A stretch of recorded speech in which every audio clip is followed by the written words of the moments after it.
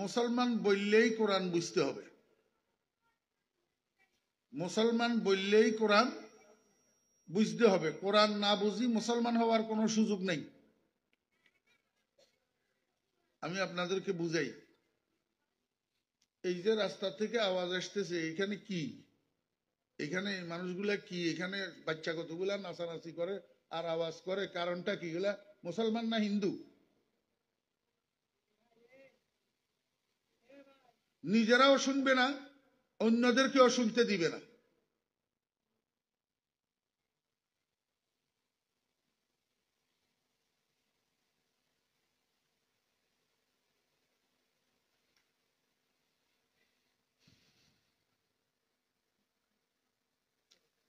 একজনে 3 লাখ টাকা খরচ করি ছেলে একটার দুবাই পাঠাইছে। ফলা যেগুলা রাস্তায় চিল্লাচিল্লি করতেছে, এদের গার্জিয়ান যারা, এরা বাচ্চা এগুলারে সামলান, পরে বদদোয়া লাগলে আমি দায়ী নই। এটা কিন্তু কোরআনের মাহফিল।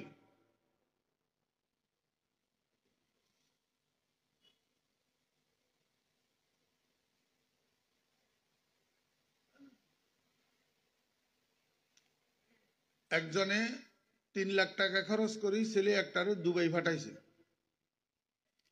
তো হোলা এখানে চাকরি করে, প্রতি মাসে 20-30 হাজার 40 হাজার বাপের লাই বাড়িতে টাকা পাঠায়।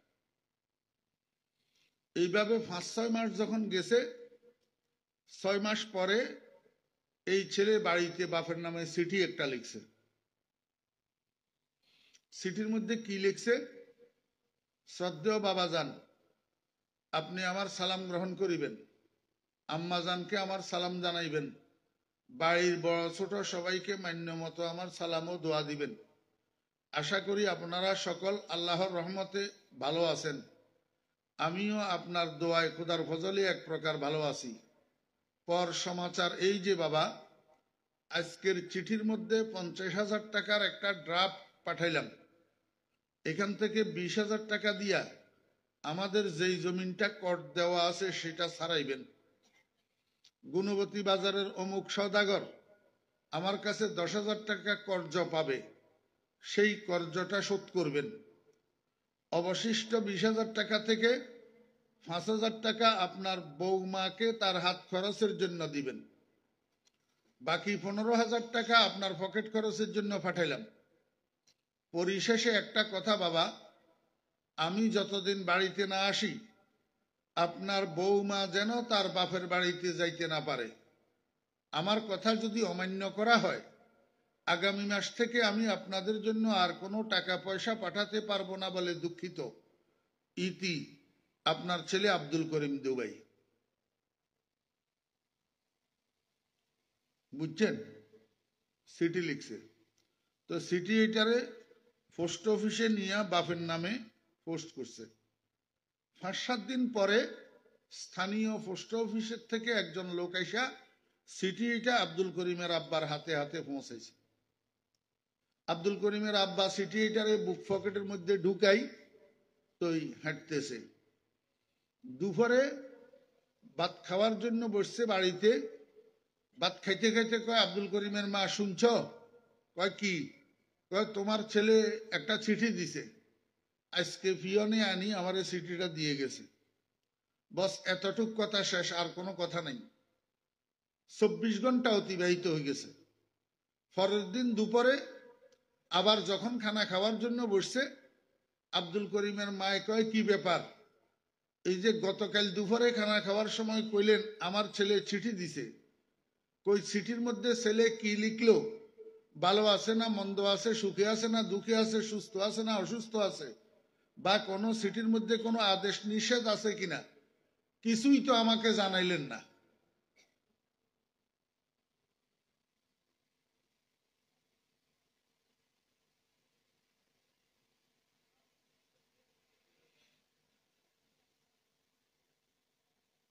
এরকম হেড ভরে গেছে যে আর কেউ আছেন উঠবের মতো। আমি 1 মিনিট সময় দিলাম, মেহরবানি করে উঠি যান, যদি উঠার থাকেন। পরে আর উঠতে পারবেন না। এরকম উঠাউঠি করলে ডিস্টার্ব হয় কথা বলায়।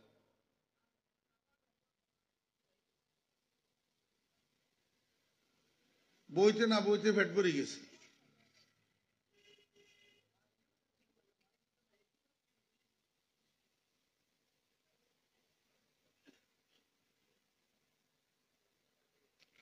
আমি যে কোথা থেকে কোথায় যাইতেছি, কোথা থেকে আসতেছি, এটা আপনারা জানেন না। তো আমার যে কি কষ্ট, আমার যে কি দুঃখ, আপনারা তো জায়গায় বসে রয়েছেন, বাড়ির থেকে এখানে আসছেন, আবার বাড়িতে যাই ঘুম যাবেন। আমার গতকাল মাহফিল ছিল কিশোরগঞ্জের কটিয়াদি। সেখান থেকে অগ্রিম ফজরের নামাজ পড়ি, ফোনে 6টায় রওনা দিছি। আজকে দুপুরে জোহরের নামাজের পরে বয়ান ছিল ফটিকছড়ি নাজিরহাট বড় মাদ্রাসার মাঠে। এই কিশোরগঞ্জ থেকে রওনা দিয়া নাজিরহাট যাইয়া জোরের পরে বয়ান করি, তারপরে আপনাদের এখানে আসছি। প্রতিদিন এই অবস্থা। অমনোযোগী হইলে আমার বড় বড় কষ্ট লাগে, আমার মনে কষ্ট আসে। আমরা তো কন্ট্রাক্টের বক্তা না যে আমার 50,000 টাকা দিতে হবে, না হলে যাব না।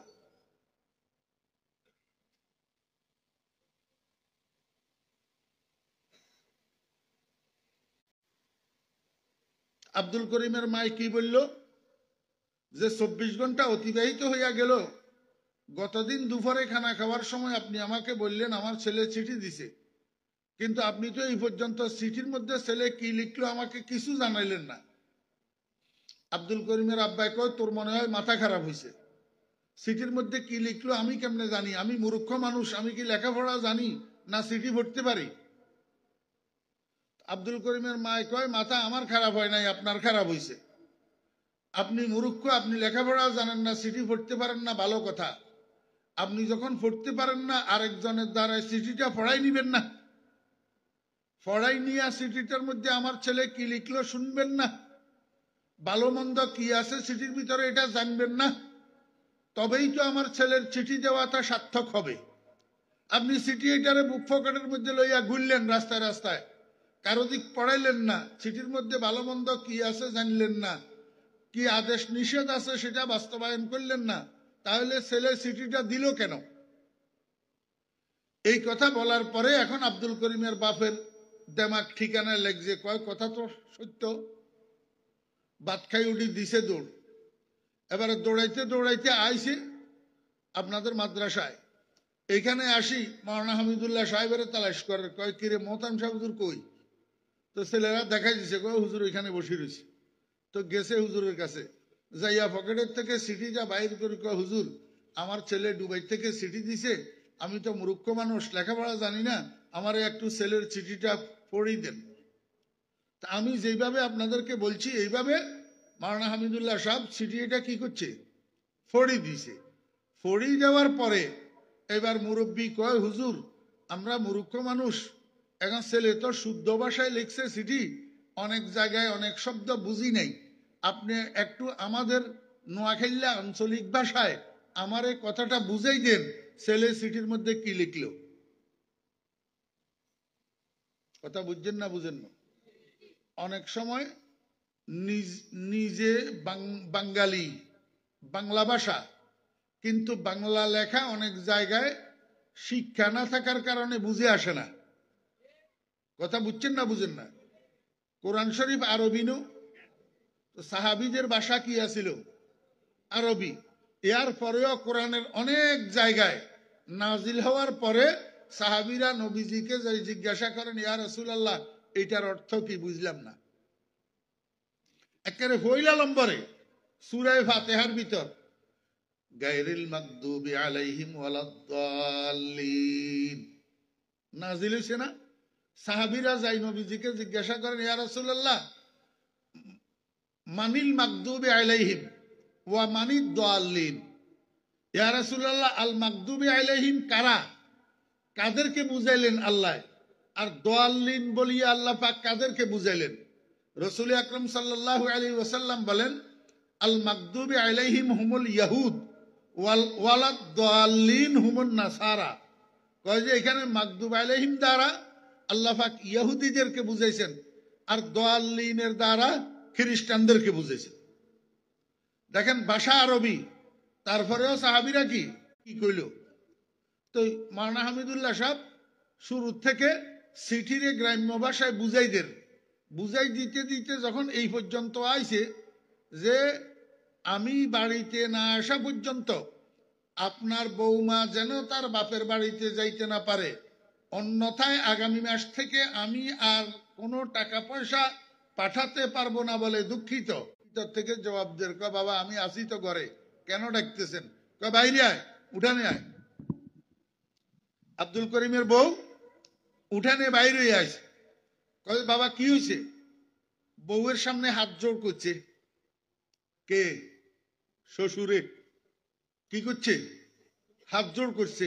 হাত জোড় করি কথা কচ্ছে, এই সময় হাতে গেলে এমনি এমনি এমনি কাঁপে। বাপরে, তোর কাছে মাপ চাই, আমার ছেলে বাড়িতে না আসা পর্যন্ত তুই তোর বাপের বাড়ির যন্ত্র দূরে থাক, বাপের বাড়ির নামও মুখে লইতে পারবি না। আমার ছেলে দমক দিয়া কইছে, না হইলে আগামী মাস থেকে আর আমাদের জন্য টাকা পয়সা পাঠাইতো না। আমার একটু বুঝি থাকলে কনসেন ফলা, এটা জন্ম দিছে কনে, লালন পালন করছে কনে, লেখাপড়া শিখাইছে কনে, বিয়ে করাইছে কনে, বাপের দিন না জমিন বিক্রি করি 3 লাখ টাকা খরচ করি ডুবাই ফাটাইছে কনে। তাহলে ফলাইয়া বাপের এহসানের মধ্যে ডুবানো, বাপের এহসানের মধ্যে ডুবা। এর পরেও সিটির মধ্যে ছোট্ট একটা নিষেধ পাঠাইছে, এইটারে বাস্তবায়ন করার জন্য বউয়েরে কজ যে বুইয়ায়, কজ যে থরথর করি কাফের, হাত জোড় করি কর। আল্লাহ পাক রব্বুল আলামিন কয়, বান্দা আমি তোমাদের জন্য 30 পারা একটা খোলা চিঠি পাঠাইছি। 30 পারা, এইটা আমার খোলা চিঠি। এটার মধ্যে তোমাদের জন্য আমার কিছু ওয়াজ আছে, কিছু নসিহত আছে, কিছু আদেশ আছে, কিছু নিষেধ আছে, কিছু সুসংবাদ আছে, কিছু দুঃসংবাদ আছে। তুমি তোমার সারাটা জীবন এই কোরআনের মধ্যে আমি যেভাবে যেভাবে বলছি সেভাবে সেভাবে তোমার জীবনটা কাটাইতে হবে। সেইভাবে সেভাবে তোমার জীবনটা কি করতে হবে? কাটাইতে হবে। এখন আমাকে বুঝি থাকলে বলেন তো, কোরআন যদি না বুঝে সে কোরআন মতো জীবনটা কিভাবে কাটাবে? তো কোরআন মতো জীবন কাটানোর জন্য কোরআন বুঝলে আমাদেরকে শিক্ষা অর্জন করার জন্য শিক্ষা প্রতিষ্ঠানে ভর্তি করছিলেন, সেই সময় আমাদের বুঝই ছিল নি। জি, আব্বাই কোন জায়গায় ভর্তি করতেছে এটার প্রতিবাদ করার আমাদের ক্ষমতা ছিল নি, নাই। যদি আমার আব্বাজান রহমতুল্লাহ আলাই, আমার আব্বাজান ইংরেজি শিক্ষিত ছিলেন, আলেম ছিলেন না, কিন্তু সবগুলা ছেলেরে ভর্তি করছে মাদ্রাসায়। গ্রামের মানুষ কইতো, আব্দুর রশিদ তুমি মনে হয় পাগল হয়ে গেছ, ফোলাইগুলারে সবগুলারে মাদ্রাসায় কেন ভর্তি করতেছ? তোমার ফোলাগুলার ট্যালেন্ট, তোমার ফোলাগুলা মেধাবী, ফোলাইগুলারে তুমি স্কুল কলেজে ভর্তি করতা, তাহলে ফোলাইগুলা ভালো ভালো শিক্ষিত হইতো।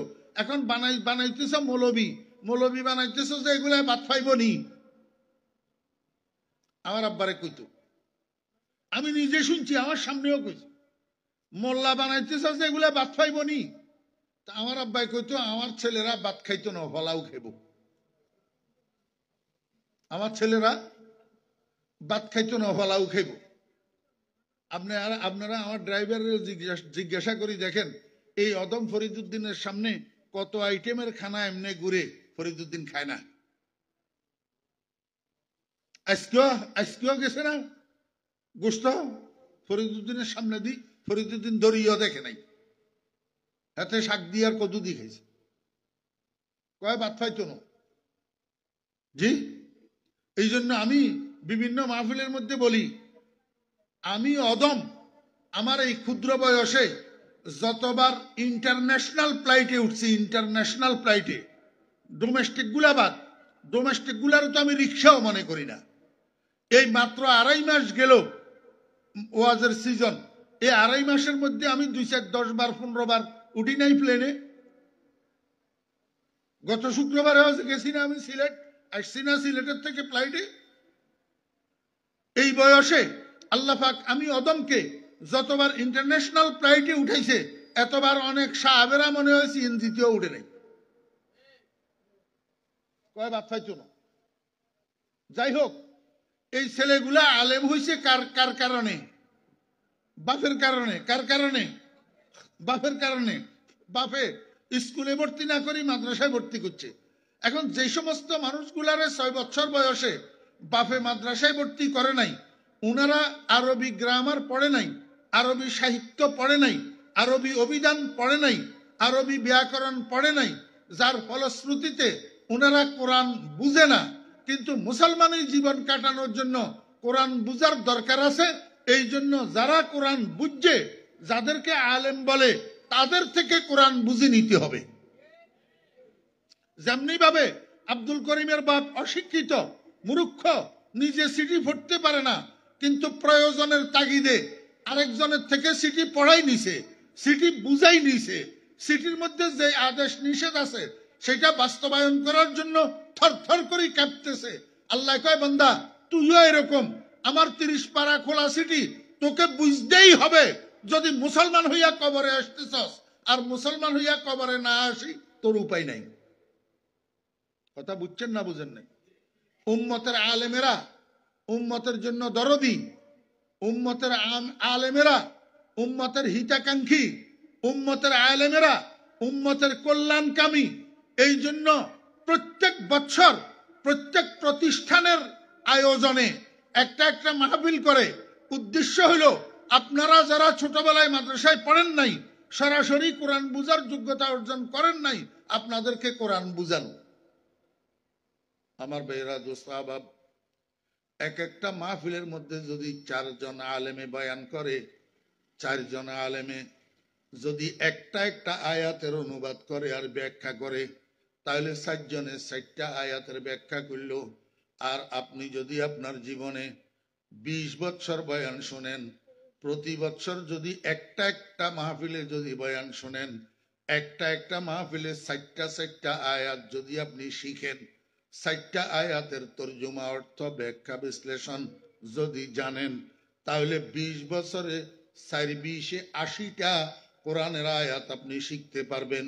কিন্তু দুঃখের বিষয়, আমরা এক একজন 20-30 বছর পর্যন্ত ওয়াজ শুনি। দুঃখের বিষয়, একটা মাহফিলের থেকে একটা কোরআনের আয়াত শিখি, বাড়িতে যাইতে পারি না। একটা আয়াত তো শিখি, বাড়িতে যাইতে পারি না। আমরা দাদাই কইছে বানতে দান, বানতে আসি উদাদান, ডেগুর ডেগুর বাড়াবান, গতানুগতিক সব করতেছি। এখান থেকে কোনো কিছু লইয়া যাওয়ার মতো মন মানসিকতা লইয়া আমরা ওয়াজের মাহফিলে বসি না। যত সব রং তামাশা বানাই ফেলছে। আর মাদ্রাসাগুলার পড়ারেও এখন ছাত্ররা রং তামাশা বানাই ফেলছে। এক বছরে যদি কোনো একটা প্রতিষ্ঠানের থেকে যদি 20 জন ছাত্র বাইর হয়, দাওরায়ে হাদিস পাশ করি, সেখানে 2 জন পাওয়া যায় না যোগ্যতা সম্পন্ন, মোবাইল টিপন্যা পাওয়া যায়। স্কুল কলেজের শিক্ষাটারে রং তামাশা বানাই ফেলছে। এক একটা প্রতিষ্ঠান থেকে যদি 20 জন 30 জন ছাত্র এক বছর ইন্টার পাশ করি বাইর হয়, ডিগ্রি পাশ করি বাইর হয়, সেখানে 3 জন পাওয়া যায় না যোগ্যতা সম্পন্ন, 3 জন পাওয়া যায় না ইংলিশে একটা লেটার লেখার মতো যোগ্যতা, কিন্তু ফ্রি ফায়ার আর পাবজি খেলেন না পাওয়া যায়।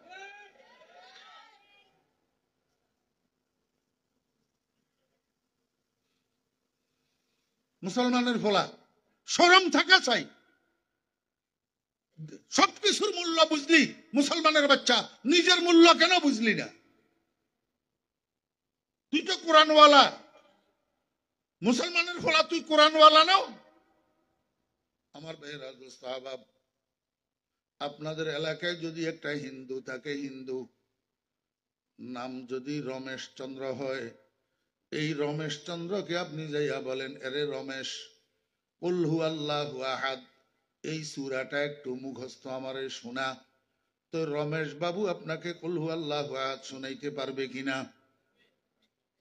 বলে পারবে। বলে ভালো করে শুনের, দেখছেন নি তামাশা?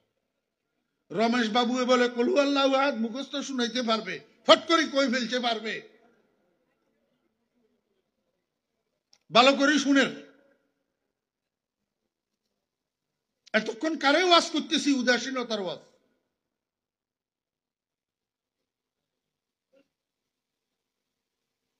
হরেশচন্দ্র রে আলহামদুলিল্লাহি রাব্বিল আলামিন মুখস্থ শোনানোর জন্য বললে সূরা ফাতিহা শুনাইতে পারবে? হরেশচন্দ্র বলবে ভাই এটা কি কইলা? আলহামদুলিল্লাহ কোন জানোয়ারের নাম আমি তো চিনি না, কুল হু আল্লাহ কোন জানোয়ারের নাম আমি তো জানি না। ঠিক না বেঠিক? হরেশচন্দ্র আলহামদুলিল্লাহ চিনেনি, কুল হু আল্লাহ জানেনি না। কিন্তু আজকের এই মাহফিলে আমার যে সমস্ত কিশোর তরুণ যুবকেরা মুসলমানের সন্তান বসা আছে, এই ছেলেগুলা হয়তো ঠিক মতো নামাজ পড়ে না, হয়তো ঠিক মতো রোজা রাখে না, হয়তো ইউটিউবের মধ্যে ঢুকি ল্যাংটা উলঙ্গ ছবি উপভোগ করে, হয়তো ফ্রি ফায়ারের মধ্যে ডুবে থাকে রাত্রে 3টা পর্যন্ত। এগুলো পারবে কি পারবে না? আমার তো মনে হয় যত মুসলমানের সন্তান আজকে এই মাহফিলের মধ্যে বসা আছে, কুল হু আল্লাহ জানে না এমন একটা মুসলমানের সন্তানও নাই। কারণ উপরে যাইয়া যাই হোক না কেন সবগুলার গোড়াতে নুরানি আছে। তো উপরে যাইয়া যাই হোক না কেন সবগুলার গোড়াতে কি আছে? নুরানি আছে না? এই জন্য সূরা ফাতিহা মুখস্থ আছে না নাই? সূরা ইখলাস মুখস্থ আছে না নাই? সূরা ফাতিহা সূরা ইখলাস মুখস্থ জানে না এমন মুসলমানের সন্তান পাওয়া যাওয়া কঠিন। আমার ভাইরা গুস্তাবাব, তাহলে তোমার মধ্যে আর হরেশচন্দ্রের মধ্যে পার্থক্য কি হলো? হরেশচন্দ্রের মধ্যে কুল হু আল্লাহ নাই, তোমার মধ্যে কুল হু আল্লাহ আছে। হরেশচন্দ্রের মধ্যে আলহামদুলিল্লাহ নাই, তোমার মধ্যে আলহামদুলিল্লাহ আছে। তাহলে তুমি কোরআনওয়ালা, হরেশচন্দ্র কোরআনওয়ালা নয়। জি আমার ভাইরা গুস্তাবাব, ও ছোট মিয়ারা, যুবকেরা, কিশোরেরা, তোমরা কোরআনওয়ালা কেমনি হইছো এটা তুমি জানো নি? কিচ্ছু জানো না। আসমা বারে আমানত না তাওয়া নস্ত কশিদ, আসমা বারে আমানত না তাওয়া নস্ত কশিদ, কুরায়ে ফাল বনা মে মনে দিওয়ানা জদন, কুরায়ে ফাল বনা মে মনে দিওয়ানা জদন। আহকামুল হাকিমিন রব্বুল আলামিন সমস্ত মানুষকে দুনিয়াতে পাঠানোর আগে আরশে আজিমের মধ্যে ফেরেশতাদেরকে দিয়া লটারি দিছে। লটারি, এই লটারির মধ্যে কিছু মানুষের নাম আসছে কোরআনের ভাগে, আর কিছু মানুষের নাম কোরআনের ভাগে আসে নাই। যাদের নাম কোরআনের ভাগে আসছে লটারিতে, এদেরকে আল্লাহ পাক রব্বুল আলামিন একজন মুসলমান আব্বার ঔরসে একজন মুসলমান মায়ের গর্ভে দুনিয়াতে পাঠাইছে। আর যাদের নাম কোরআনের ভাগে আসে নাই তাদেরকে একটা হিন্দু, বুদ্ধ, খ্রিস্টান, ইহুদি, নাসারা অমুসলিম আব্বার ঔরসে দুনিয়াতে পাঠাইছে, অমুসলিম মায়ের কোলে দুনিয়াতে পাঠাইছে। অমুসলমানের সন্তানেরা, আমি আর তুমি তো দরখাস্ত করি নাই আল্লাহ পাকের কাছে, দরখাস্ত করি নাই। আল্লাহ মেহেরবানি করি আমাকে তোমাকে আব্দুর রহমান আব্দুল করিমের ঔরসে পাঠাইছে, আমেনা বেগম ফাতেমা বেগমের কোলে পাঠাইছে। যদি আল্লাহ মাফ করুক, নাউজুবিল্লাহ, আমাকে আর তোমাকে হরেশচন্দ্রের ঔরসে পাঠাইতো, সীতা রানীর গর্ভে পাঠাইতো, তো তুমি আলহামদুলিল্লাহ কোথায় পাইতা? কুল হু আল্লাহ কোথায় পাইতা? আরে মুসলমানের সন্তান, আলহামদুলিল্লাহ আর কুল হু আল্লাহ কোরআনের অংশ। এই কোরআন যে ভাগে পাইলি, এটার জন্য কিয়ামত পর্যন্ত যদি হায়াত পাস, আর গোটা হায়াত সিজদায় পড়ি থাকি, আল্লাহ পাকের শুকর যদি আদায় করস, তো কিয়ামত হইয়া যাবে, শুকর আদায় করা শেষ করা যাবে না। आसमा बारे अमानत न तवा नस्त कशीद, कुराए फाल बना में मन दीवाना जदन। ओ मुसलमाনের সন্তান, তুমি কোরআনওয়ালা, হরেশচন্দ্র কোরআনওয়ালা না, তো তুমি কোরআনওয়ালা হইয়া হরেশচন্দ্রের দুর্গা পূজায় কেন যাও? তোমার কাছে শরম লাগে না? তুমি নিজের আত্মমর্যাদা কেন বুঝলা না? আত্মসম্মান কেন বুঝলা না? তুমি মুসলমানের সন্তান, কোরআনওয়ালা, তোমার কৃষ্টি কালচার হবে মদিনার কামলিওয়ালার মতো। তোমার হেয়ার স্টাইল এমনি করি গোল করি সেলুনে যাই, নিচের গুলারে কুট্টা কুট্টা কুট্টা কুট্টা করি, উপরের চুলগুলা যে দরস না, উপরে তুবা একটা বানাইয়া রাখস। এই হেয়ার স্টাইল ওই মদিনার কামলিওয়ালার হেয়ার স্টাইল না, এটা তো হিন্দু দাদাদের হেয়ার স্টাইল। কার হেয়ার স্টাইল বেশি মনে কষ্ট লাগে আমার, আমার কলিজায় আঘাত লাগে আমার, যখন আমি দেখি কোন মাদ্রাসার ছাত্রর এই স্টাইলের চুল। হ্যাঁ, মাদ্রাসায় পড়া কোন ছাত্রর এই স্টাইলের চুল যখন আমি দেখি তখন আমার কলিজায় ছুরি মারে, আমি আর বরদাস্ত করতে পারি না। কিরে মুসলমানের বাচ্চা, একটা মুসলমান আরো পড়লি মাদ্রাসায়, এরপরে মদিনার কামলিওয়ালার দুশ্মনদের হেয়ার স্টাইল কেন গ্রহণ করলি?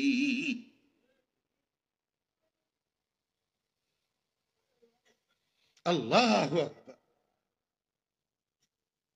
আজকে আমিও আপনাদের সামনে একটা কোরআনের আয়াত তেলাওয়াত করছি। আমি আশা করি এই আয়াতটা আজকে সবাই শিখিয়ে এখান থেকে যাবেন, তাহলে একটা কোরআনের আয়াত শিখা হবে তো ইনশাল্লাহ। জি, বুঝবেন যে সেইভাবে বলবো, বুঝবেন যে সেইভাবে বলবো ইনশাল্লাহ। মনে রাখতে পারবেন ফিল আরদ উলাইকা হুমুল খাসিরুন। এটা কোরআন শরীফের আয়াত। কোরআন শরীফের কি আয়াত? অনুবাদটা শুনেন, একটা একটা শব্দে অনুবাদ করতেছি। আল্লাযীনা ইয়ানকুযুনা আহাদাল্লাহি মিন বা'দি মিসাকি, ওই সমস্ত ওয়ায়ুফসিদুনা ফিল আরদ, এবং যারা জমিনের মধ্যে ফাসাদ করে। আল্লাহ বলেন উলাইকা হুমুল খাসিরুন, তারাই ক্ষতিগ্রস্ত, তারাই ক্ষতিগ্রস্ত। এটা হলো কোরআনে কারীমের আয়াত, যেটা ক্ষতিগ্রস্ত হইতে কেউ চায় না। লাভের ভাগ সবাই নিতে চায়, লসের ভাগ কেউ নিতে চায় না। কিন্তু সমস্যা হলো দুনিয়ার মানুষের লাভ ক্ষতি নির্ণয় করতে জানে না, লাভ ক্ষতি নির্ণয় করতে জানে না। মনোযোগ আসেনি? লাভ দুই প্রকার, দুনিয়ার লাভ আখেরাতের লাভ। ক্ষতি দুই প্রকার, দুনিয়ার ক্ষতি আখেরাতের ক্ষতি। তাহলে কয় প্রকার হলো? 4 প্রকার। দুনিয়ার লাভ আখেরাতের লাভ, দুনিয়ার ক্ষতি আখেরাতের ক্ষতি। এখন এর মধ্যে প্রকৃত লাভ আর প্রকৃত ক্ষতি কোনটা কোনটা? দুনিয়ারটা না আখেরাতেরটা? আখেরাতেরটা। কেন? দুনিয়ার লাভও ক্ষণস্থায়ী, দুনিয়ার ক্ষতিও ক্ষণস্থায়ী। এইখানে লাভও চিরস্থায়ী না, ক্ষতিও চিরস্থায়ী না। আমার বেরা দোস্ত আহবাব, লাভের উদাহরণ কি? লাভের উদাহরণ হইল আপনি জীবনে উন্নতি করতে করতে করতে করতে দেশের রাষ্ট্রপ্রধান হইলেন, প্রধানমন্ত্রী হইলেন, মন্ত্রী পরিষদ সদস্য হইলেন, এমপি হইলেন, ইউনিয়ন পরিষদ চেয়ারম্যান হইলেন, ইউনিয়ন পরিষদের মেম্বার হইলেন, ডিসি হইলেন, এসপি হইলেন, থানা নির্বাহী অফিসার হইলেন, উপজেলা ইঞ্জিনিয়ার হইলেন, এমবিবিএস ডাক্তার হইলেন। এগুলা হইল লাভ। একটা দলের কেন্দ্রীয় সভাপতি হইলেন, কেন্দ্রীয় সেক্রেটারি হইলেন, জেলা সভাপতি হইলেন, জেলা সেক্রেটারি হইলেন, উপজেলা সভাপতি হইলেন, উপজেলা সেক্রেটারি হইলেন, ইউনিয়ন সভাপতি হইলেন, ইউনিয়ন সেক্রেটারি হইলেন। এগুলাকে দুনিয়ার মানুষের লাভ মনে করে। কি মনে করে? লাভ। আমাকে একটু বুঝে থাকলে বলুন না, এই লাভগুলা ক্ষণস্থায়ী না চিরস্থায়ী? কেন কেন ক্ষণস্থায়ী? আজকের প্রেসিডেন্ট আগামীকাল নাই, আজকের প্রধানমন্ত্রী আগামীকাল নাই, আজকের এমপি আগামীকাল নাই, আজকের ক্যাবিনেট সদস্য আগামীকাল নাই, আজকের ডিসি আগামীকাল নাই, আজকের এসপি আগামীকাল নাই। আমার বেয়েরা দোস্ত আহবাব, আজকের জেলা সভাপতি আগামীকাল নাই, আজকের জেলা সেক্রেটারি আগামীকাল নাই। নাই যে যায় কোথায়? হয় জেলখানায়, না হলে দেশ ছাড়িয়া বর্ডারের বাইরে। এটা ক্ষতি। এটা কি ক্ষতি? তাহলে দুনিয়ার ক্ষতিও চিরস্থায়ী না, দুনিয়ার লাভও চিরস্থায়ী না। বলে হুজুর কেমনে?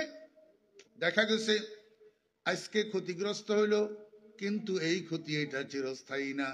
5 বছর পরে আবার নির্বাচন আসলে যাকে আজকে জেলখানায় পাঠাইলাম, যাকে আজকে দেশ ছাড়া করলাম, সে হয়তো আবার নির্বাচিত হইয়া আবার এই পদে পদায়িত হইয়া যাবে, তাহলে আবার লাভবান হইয়া যাবে।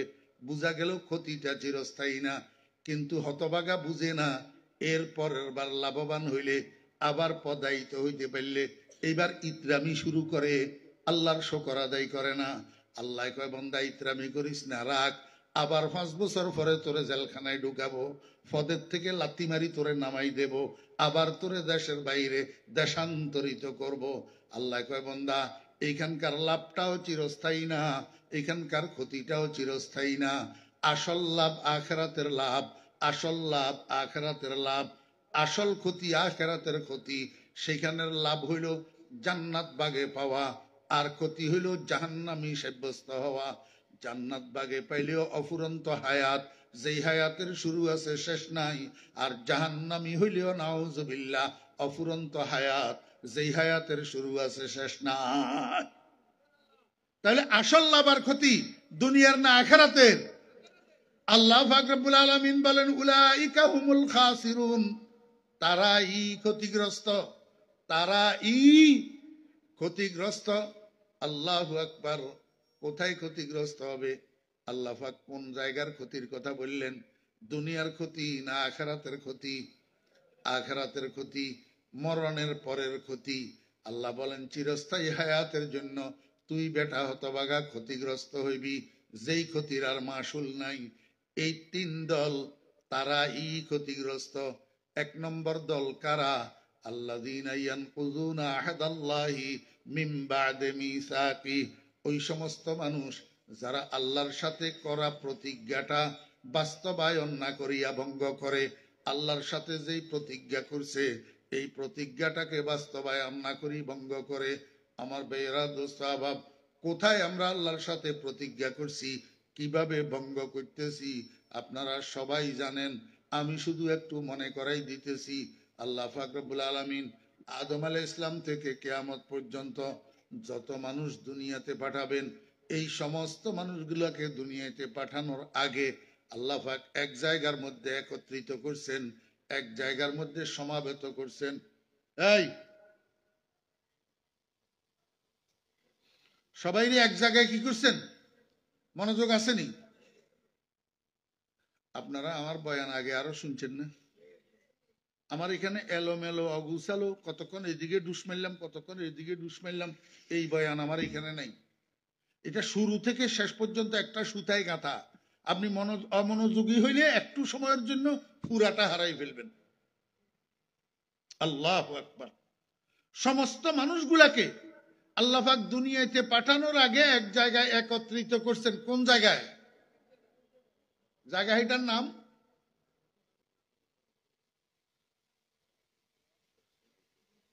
একজনে কইছে শুধু একটা মানুষ, এত বড় মাহফিলের মধ্যে একটা মানুষে ফরজে কিফায়া আদায় করলো, সেই জায়গাটার নাম আলমে আরওয়াহ। আলমে আরওয়াহ, রুহু জগৎ। কোন জগৎ? রুহু জগৎ। এই আচ্ছা আমাকে একটু বলেন তো, আসল মানুষ শরীরের নাম না রুহুর নাম? আসল মানুষ রুহুর নাম। আপনি যে এই 10 বছর 15 বছর হয়েছে আপনার আব্বা মারা গেছে, জিজ্ঞাসা করে ভাই কই গেছিলা? কয় একটু আব্বার কবরটা জিয়ারত করবে লেগেছিলাম। আব্বার কবর জিয়ারত করতে গেছেন, যে এখানে কবরিতে আব্বা আসেনি? আছে। আমার ভাইয়েরা, দোস্ত আহবাব, আব্বা না থাকলে আব্বার জিয়ারত কেমনে হয়? জিয়ারত মানে সাক্ষাৎ। অবশ্যই আব্বা আছে, আব্বার শরীরটা নাই, শরীরটা ফুসি মাটি হয়ে গেছে, কিন্তু রুহু তো আছে। আসল আব্বা রুহের নাম, আসল আব্বা শরীরের নাম নয়। কথা বুঝছেন না বুঝেন নাই? রুহু জগতের মধ্যে, আলমে আর ওয়াহের মধ্যে আল্লাহ পাক রব্বুল আলামিন সমস্ত মানুষগুলাকে একত্রিত করছেন। একেবারে আদম থেকে কিয়ামত পর্যন্ত ইমানদার বেঈমান, নবী রাসূল উম্মত সব মানুষকে আল্লাহ পাক একত্রিত করছেন। একত্রিত করি একটা কথা জিজ্ঞাসা করছেন, আলাস্তু বিরাব্বিকুম, আলাস্তু বিরাব্বিকুম, আমি নই কি তোমাদের প্রভু? আমি নই কি তোমাদের রব? আমি নই কি তোমাদের লালন পালনকারী? আল্লাহ পাক জিজ্ঞাসা করছেন সব মানুষকে। একেবারে সমস্ত মানুষ দুনিয়াতে আসার পরে যারা ইমানদার হবে তারাও, যারা বেঈমান হবে তারাও, যারা শিক্ষিত হবে তারাও, যারা অশিক্ষিত হবে তারাও, যারা ধনী হবে তারাও, যারা গরিব হবে তারাও, যারা নবী হবে তারাও, যারা উম্মত হবে তারাও, যারা রাজা হবে তারাও, যারা প্রজা হবে তারাও, যারা আস্তিক হবে তারাও, যারা নাস্তিক হবে তারাও। সবাই এক বাক্যে উত্তর দিছে কালু। কি উত্তর দিল? বালা, জি হ্যাঁ ইয়া আল্লাহ, আপনি আমাদের রব। এখন বর্তমান নাস্তিক সাহেবেরা কি, নাস্তিক সাহেবেরা যারা বলে দেয়ার ইজ নো গড, আল্লাহ বলতে কিছু নাই, নাস্তিক সাহেবেরা কয় না দেয়ার ইজ নো গড, আল্লাহ বলতে কিছু নাই। এই নাস্তিক সাহেবেরাও সেদিন আল্লাহ পাকের প্রশ্নের উত্তরে বলেছিলেন বালা, স্বীকারোক্তি, রব্বুল আলামিন আপনি আমাদের রব। এই স্বীকারোক্তি সেদিন নাস্তিকেরাও দিছিল, সবাই দিছে, সবাই। আল্লাহ পাক রব্বুল আলামিন কয় বান্দা, আলমে আরওয়াহের মধ্যে দুনিয়াতে যাওয়ার আগে আমি তোমাদের থেকে এই স্বীকারোক্তি কেন নিলাম? দুনিয়াতে যাওয়ার পরে দুনিয়ার মানুষেরা তোমাদেরকে এক একজনে এক এক দিকে তোমাদেরকে নিয়ে টানাটানি করবে, এক একজনে এক এক আদর্শের দিকে ডাকবে, এক একজনে এক এক মত আদর্শের অনুযায়ী চলার জন্য তোমাদেরকে আহ্বান করবে। সেখানে যাইয়া আমি রবকে তোমরা ভুলে যাও কিনা, আমার রবের মত মতো চলো কিনা, এই জন্য দুনিয়াতে যাওয়ার আগে আমি তোমাদেরকে স্বীকারোক্তি নিয়ে নিলাম, এই কথার তোমাদেরকে পক্ষান্তরে প্রতিজ্ঞা নিয়ে নিলাম। তোমরা পক্ষান্তরে আমাকে বললা যে রব্বুল আলামিন দুনিয়াতে যাওয়ার পরে আমরা যে আপনাকে স্বীকারোক্তি দিয়া যাইতেছি, এখানে আমেরিকার কথা মতো চলি, সেখানে ভারতের কথা মতো চলি, সেখানে রাশিয়ার কথা মতো চলি, সেখানে নেতা বাবার কথা মতো চলি, আল্লাহর কথা মতো চলি না। আমার ভাইরা দুস্তাবাব, আল্লাহ পাক রব্বুল আলামিন কয় বান্দা, এই যে তোমাদেরকে আমি প্রথম দিন ক্লাস করাই দিলাম রবুবিয়নার স্বীকারোক্তির ক্লাস, এই ক্লাসটা যেন তোমাদের মনে থাকে, এইটা যেন তোমরা ভুলে না যাও। এই জন্য আমি তোমাদের জন্য দুনিয়াতে একটা প্রাইভেট প্র্যাকটিসের ব্যবস্থা করে রেখেছি, পার্সোনাল প্র্যাকটিস। আমার ভাইয়েরা, ছেলেরা স্কুল কলেজে লেখাপড়া করে, ক্লাসে স্যার যেটা পড়াই দে এইটা ছেলেরা মনে রাখতে পারবে না, বার্ষিক পরীক্ষায় আনসার করতে পারবে না, ফেল মারবে। এই জন্য বাপে কি করে, বাড়িতে হাউস টিউটর রাখে, টিউশন মাস্টার রাখে, প্রাইভেট মাস্টার রাখে, সকালে আসি 1 ঘন্টা পড়ায়, বিকালে আসি 1 ঘন্টা পড়ায়। এই জন্য মাসে 2000 টাকা প্রাইভেট মাস্টারকে দেয়, যাতে ক্লাসের পড়াটা ভুলে না যায়, স্মরণ রাখতে পারে, বার্ষিক পরীক্ষায় প্রশ্ন আসলে যেন আনসার করতে পারে। আল্লাহ কয় বান্দা, আলমে আরওয়াহের মধ্যে সমস্ত মানুষকে একসাথ কইরা আমি যে তোদেরকে ক্লাস করাইয়া দিছি, তোদের থেকে আবার ক্লাসের পড়াটা আমি আদায় করে নিয়েছি। আমার সাথে যে তোরা প্রতিজ্ঞা করি আসছ যে আমার কথার বাহিরে যাবি না, আমার কথার বাইরে চলবি না, প্রতিজ্ঞা করি আসছ, এই কথাটা মনে থাকার জন্য এই প্রতিজ্ঞার বাস্তবায়ন স্বরূপ আমি একটা প্র্যাকটিসের ব্যবস্থা রাখছি। এই প্র্যাকটিসটা হইল 5 ওয়াক্ত নামাজ। এই প্র্যাকটিসটা কি? আল্লাহ পাক রব্বুল আলামিন বলেন বান্দা, দৈনিক 17 রাকাত নামাজ আছে। ফরজ নামাজ কয় রাকাত? 17 রাকাত। ফজরের 2 রাকাত, জোহরের 4 রাকাত, আসরের 4 রাকাত, মাগরিবের 3 রাকাত, এশার 4 রাকাত। এই 17 রাকাত, প্রত্যেক রাকাতের মধ্যে বান্দা তোমার 3টা অবস্থা। একটা হইল সর্বোচ্চ অবস্থা, এটা হইল হালতে কিয়াম, তোমার দাঁড়ানো অবস্থা। আরেকটা হইল সর্বনিম্ন অবস্থা, এটা হইল হালতে সিজদা, তোমার সিজদার অবস্থা। আরেকটা হইল মিডিয়াম হালত, আল্লাহু আকবার, এটা হইল রুকুর অবস্থা। আল্লাহ কয় বান্দা, 17 রাকাত নামাজের প্রতি রাকাতের 3টা অবস্থার প্রত্যেক অবস্থায় তুমি সেই দিনের ক্লাসটাকে স্মরণ করো, ওই ক্লাসটাকে স্মরণ করো, সেই তোমার প্রতিজ্ঞাটাকে, তোমার প্রতিশ্রুতিটাকে তুমি রিনিউ করো। আল্লাহ কয় বান্দা, নামাজের প্রথম রাকাতে যখন দাঁড়াইবা, দাঁড়ানো অবস্থায় তুমি বলো আলহামদুলিল্লাহি, কয় না আলহামদুলিল্লাহি, না, আলহামদুলিল্লাহি খালিকিল আলামিন, আলহামদুলিল্লাহি রাজিকিল আলামিন, আলহামদুলিল্লাহি ইলাহিল আলামিন, আলহামদুলিল্লাহি মাবুদিল আলামিন। আল্লাহ কয় না বান্দা, আমার আর কোনো গুণগান করার তোর দরকার নাই, আর কোনো গুণের স্বীকারোক্তি দেওয়ার তোর দরকার নাই। প্রথম দিন যেই স্বীকারোক্তি দিয়ে আসছ, সেটাকে স্মরণ কর, সেটাকে রিনিউ কর, আবার বল আলহামদুলিল্লাহি রব্বিল আলামিন। আল্লাহ পাক রব্বুল আলামিন কে বান্দা এইবার রুকুতে যা, রুকুতে যাইয়া আবার তাজদীদ ইকরার কর, আবার তাজদীদ কর, আবার রিনিউ কর, আবার বল সুবহানা খালিকিল আযীম না, সুবহানা ইলাহিল আযীম না, বল সুবহানা রাব্বিয়াল আযীম। এবার তুই তোর সর্বনিম্ন অবস্থানে যা, সিজদার হালতে যা, আবার স্বীকার কর সুবহানা রাব্বিয়াল আলা না। দোস্ত, প্রথম দুইটার মধ্যে রব্বি রব্বি আছিল, এখন ইলাহিয়াল আলা হোক, এখন খালিকিয়াল আলা হোক। আল্লাহ কয় না, দরকার নাই, যেটা পড়াই দিছি সেটা পড়, সুবহানা রব্বিয়াল আলা। বান্দা প্রতিদিন 17 রাকাত নামাজের মধ্যে প্রতি রাকাতে তিনবার রবের প্র্যাকটিস কর, রবের প্র্যাকটিস কর।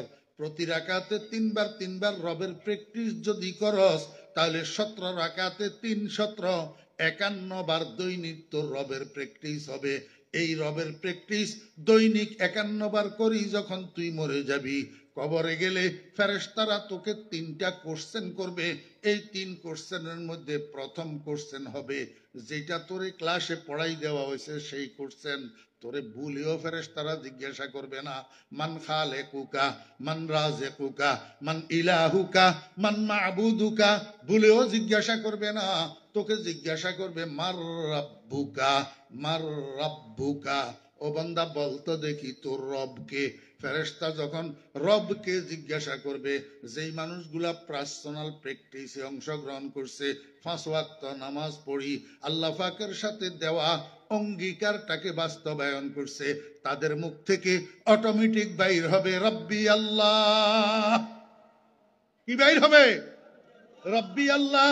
আর যেই হতভাগারা আল্লাহ পাকের সাথে করা অঙ্গীকারকে বাস্তবায়ন করে নাই, অঙ্গীকার ভঙ্গ করছে, অর্থাৎ 5 ওয়াক্ত নামাজ পড়ে নাই, 5 ওয়াক্ত নামাজের প্রত্যেক রাকাতে তিনবার রবের স্বীকারোক্তি দেয় নাই, রবের প্র্যাকটিস করে নাই, রবের পড়াটাকে রিনিউ করে নাই, এই অঙ্গীকার ভঙ্গকারী হতভাগাদের মুখ থেকে রব্বি আল্লাহ বাইর হবে না, বরং বাইর হবে হা হা আফসোস আফসোস লা আদেরি।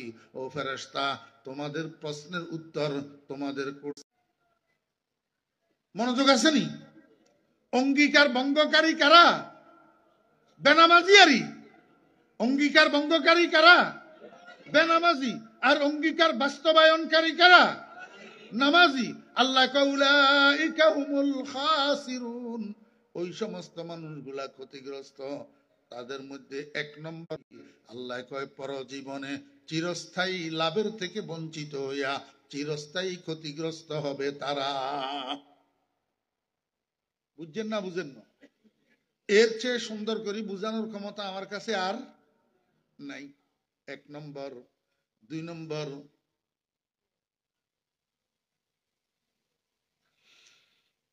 এই একটা ডোজ। আলামিন ওয়া সাল্লাল্লাহু তাআলা আলা খায়রি খালকিহি মুহাম্মাদিন ওয়া আলিহি ওয়া সাহবিহি আজমাইন। দরুদ শরীফ পড়েন। আল্লাহুম্মা সাল্লি আলা মুহাম্মাদিন ওয়া আলা আলি মুহাম্মাদ কামা সাল্লাইতা আলা ইব্রাহিম ওয়া আলা আলি ইব্রাহিম ইন্নাকা হামিদুম মাজিদ। ওই মাদ্রাসার জন্য দেওয়ার কেউ বাকি রইছেন নি? কোন 21 তারিখ আমার মাদ্রাসার বার্ষিক সভা। আল্লাহ পাক, আমি অদমের হাতে ফেনী জেলার ছাগলনাইয়া থানায় বাংলা বাজারের পাশে হরিপুর গ্রামে একটা মাদ্রাসা 2017 সালে করাইছে। এইবার বন্যা একেবারে ডুবাই লেছিল, নিচের তালা একেবারে ব্যাগে ডুবে গেছে। আমি নিজে 2 দিন 2 রাত ছিলাম একটা দোকানের ছাদে, শুধু বিস্কিট আর চানাচুর খাইয়া। তা এখন আগামী শনিবার আমার মাদ্রাসার সভা হবা। এই নিয়ন্ত্রণ ছাগলনাইয়া রোডের বাংলা বাজার কত দূরাদূরি? বেশি দূরই নেই জি, এইরকম ওই বুয়ারি। আল্লাহর রহমতে আপনাদের দোয়ার বরকতে আমার মাদ্রাসা সিলেটের থেকে, ফরিদপুরের থেকে, গাজীপুরের থেকে, ঢাকার থেকে, নোয়াখালীর থেকে, চট্টগ্রামের থেকে এই মেহমানেরা সারাদিন আসতে আছে আর যাইতে আছে। সেই তুলনায় গুণবতী একেবারে কাছে নো। যারা মহব্বত করেন আমি দাওয়াত দিতেছি, মহব্বতের পরিচয় দিবেন। এই মাওলানা হামিদুল্লাহ সাহেব মাদ্দাজিল্লুল আলী, বুঝেন নি, এত করে অঙ্গে আর সাগরিদ কইতে আর শরম লাগে। এখন বাপ হুতেতুন বড্ড হুত বাপেতুন বড্ড হয়ে গেছে।